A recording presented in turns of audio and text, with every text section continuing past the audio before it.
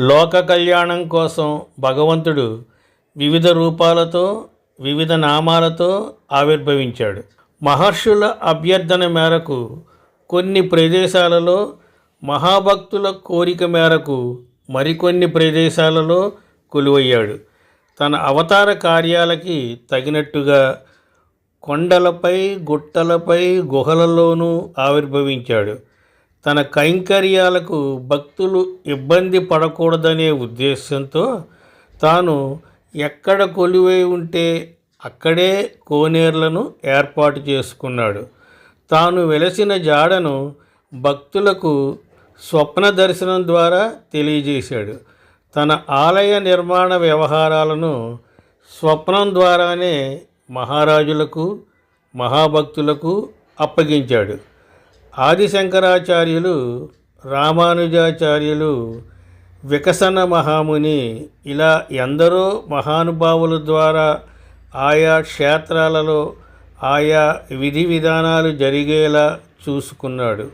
అలా దైవం తాను కొలువైన ప్రదేశాలకు భక్తులను రప్పించుకుంటూ వాళ్లపై తన అనుగ్రహ వర్షాన్ని కురిపిస్తూ ఆధ్యాత్మికపరమైన పరిమళాలు వెదజల్లుతోంది. భగవంతుడు ప్రతి యుగంలోనూ దుష్ట శిక్షణ, శిష్ట జనరక్షణ చేస్తూ వచ్చాడు. సాధుజనుల సంరక్షణ చేస్తూ వచ్చాడు.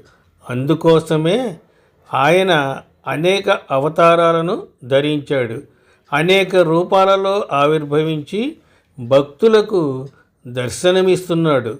లోక కళ్యాణం కోసం భగవంతుడు చేసిన ప్రయత్నాలకు కృతజ్ఞతలు తెలపడానికి, తమ జీవితాలను ఉద్ధరించినందుకు ఆయనకు ధన్యవాదాలు తెలియజేయడానికి అందరూ పుణ్యక్షేత్రాలను దర్శించవలసిందే. ఆ స్వామి నామ రూప గుణ విశేషాలను కీర్తించవలసిందే. పుణ్యక్షేత్రాలను అదృశ్య రూపంలో దేవతలు దర్శించుకుంటూ ఉంటారు.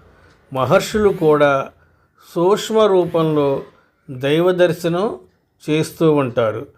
అలాంటి పుణ్యక్షేత్రాలలో అడుగు పెట్టడమే అదృష్టంగా భావించాలి.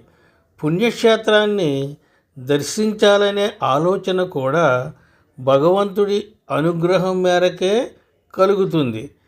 అక్కడి నుంచి తెలియక చేసిన పాపాలు, క్రితం జన్మ శాపాలు, దోషాలు తొలగిపోవడానికి సమయం ఆసన్నమైందని గ్రహించాలి. జీవితం శుభాల దిశగా కొనసాగడానికి అదే ముహూర్తమని అర్థం చేసుకోవాలి. పుణ్యక్షేత్రాలను దర్శించుకోవాలంటే ముందుగా ఆ క్షేత్రాలను గురించి తెలుసుకోవాలి. ఆ క్షేత్ర మహిమలను గురించి తెలియాలి. అక్కడి విషయాలు, విశేషాలు, స్వామివారి లీలా విశేషాలను చదవడం ద్వారా, వినడం ద్వారా మనసుకు పట్టించుకోవాలి. ఎలాంటి పుణ్యపురుషులు అక్కడ సంచరించారు, ఎంతమంది భక్తులు తరించారు, ఏ ఏ రాజవంశీకులు ఆ క్షేత్ర నిర్మాణానికి, వైభవానికి కృషి చేశారనేది తెలుసుకోవాలి. అలాగే ఏ క్షేత్రానికి ఎక్కడి నుంచి వెళితే సమయం కలిసి వస్తుందనే అవగాహన కూడా ఉండాలి.